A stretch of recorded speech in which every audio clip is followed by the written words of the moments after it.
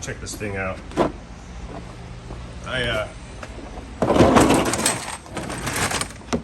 got this today. Yes, it's a shiny toolkit. Yes, I have a bunch of these. The real reason is all the stuff that I'm doing on Project Jeep is standard size tools and sockets. Particularly that differential pin that I had to remove last night, which had me kind of nervous, and I ended up using a tool that wasn't designed for it. I went on the tool truck today and they had some 12-point, see that? Very fine 12-point sockets. They had one set of 12-point sockets, and this was it right here. Now, I was able to justify this to myself because I do need a mobile set of tools. And let's get that out of here. And what I'm gonna do is keep this thing with me in the truck. So this is pretty much all the basic stuff. And again, I got the 12 points that I needed. I have almost no 12-point sockets, and I have nothing in 12-point that is 1/4-inch drive. So this was like the unicorn of socket sets right here. So I got this to go in the truck. Ooh, it's got wrenches too. This goes in the truck. Also 12-point zooms. Yeah, see that? The reason I purchased these, they were like $400 something, which is crazy. But you know, tools make money, they don't cost money. That's just kind of how I see it. Oh, get that back in there. I also messed up, and I didn't mess up, but I set the bar kind of low on the Project Jeep differential thing. If you caught the video from earlier today, which I shot in the evening last night, we pulled this differential out right here because I heard some noise inside of it, and I found some grenaded, see that? Absolutely destroyed spider gears inside of that differential. So I made a deal with you guys. If that video got 12,000 likes, I was gonna go ahead and just buy this set of gears and rebuild this carrier, or buy a new differential carrier, because I think that one's got a lot of wear at the pin bore. Anyway, before I start rambling, you guys met the like quota already. I should have asked for like 30,000 because I got 22,000.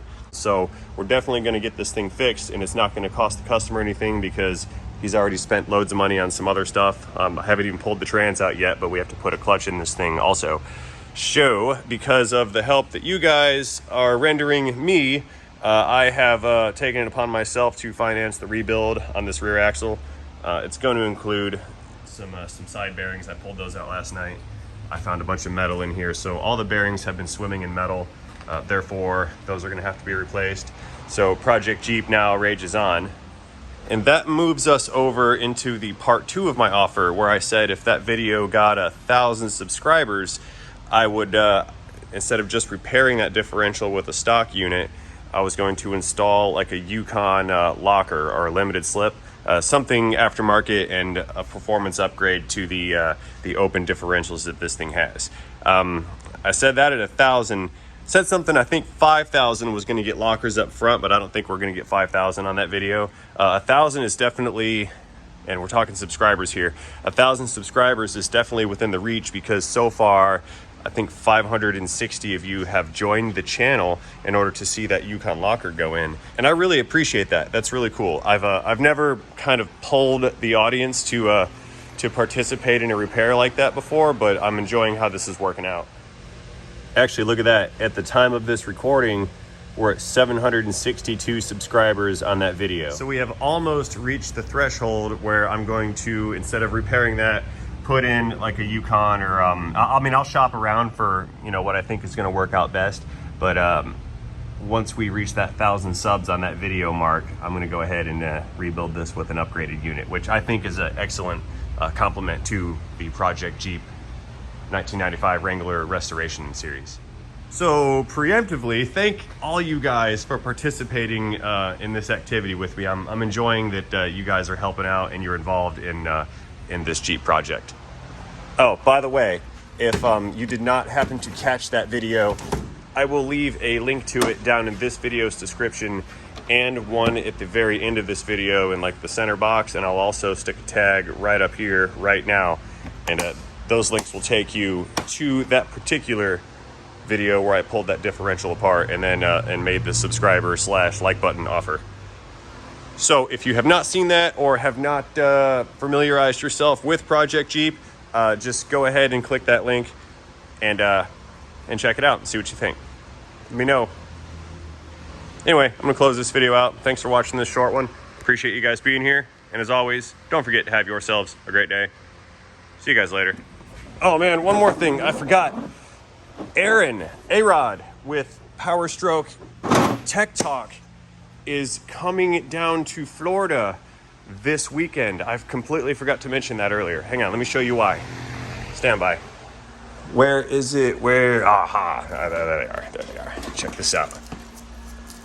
I have a Banks pedal monster. Check that thing out right there. Banks pedal monster and a Banks I-1.8. This is a gauge system, and this is a throttle controller to remove the factory delayed exponential response of the throttle. So maybe I should draw it. Hang on. Okay, let me see if I can articulate this properly. So this is going to be crude. Banks, can't write, pedal monster. Okay, we got our Banks pedal monster right here. Now over here we've got, this is very crude, we've got our throttle, and I'm aware diesels don't have a throttle, but just for the sake of this, that's gonna be our throttle. And then over here we'll have our pedal. See, we got a pedal and a little rotating thing. Yeah, I'm not an artist. So we have our pedal, got our Banks module, we've got our throttle. Now normally on your vehicle you've got your ECM. Okay, so your pedal sends information to your ECM, and your ECM commands your throttle. Okay, what this thing does is it connects right here and right here. So when you send information to your ECM, the Banks module will intercept it, alter the signal, then send it back to the ECM, and then control the throttle. And what that effectively does is, let me think of how to do this. All right, so we've got 0 throttle right here. We're gonna make a graph. We have 0%, 100%, and that's your throttle pedal, and then over here can be your actual throttle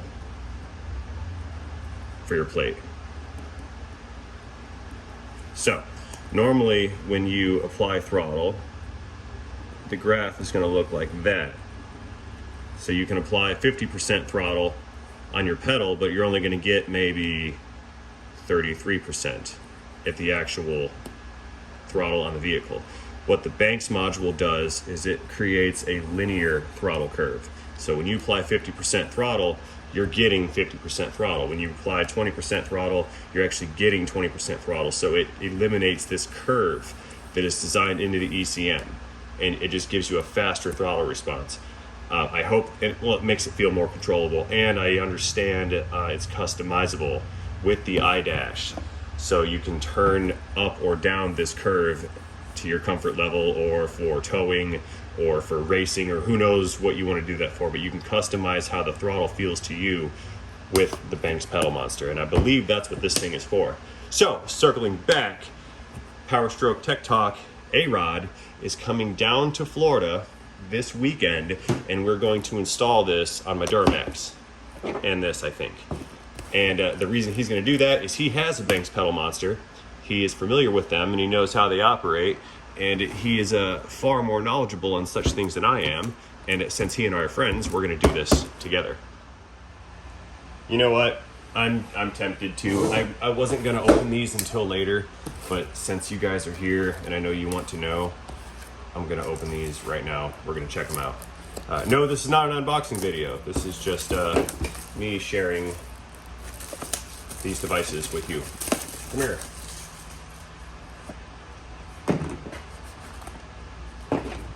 Let's see, instructions. Yeah, we're going to need those. Wire ties, emblems, that's cool. We've got our connections, our harness, and this is the module. So we wired this guy into, it looks like the existing throttle connectors. So we're going to do this down on the floorboard.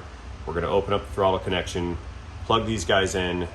This module is going to intercept my throttle inputs from the pedal, using this cable, I believe it will connect to the iDash, which is a gauge system and a data logger. Really cool stuff. You should check out Banks Power. Check out Banks Power on YouTube. They've got videos on such things. Open. Okay, iDash instructions. Again, we've got a harness, and this is going to connect to the OBD2 port on the truck. That way, this gauge unit can see all of the data parameters, and I can interact with them, I can log them, I can save them. That goes back there.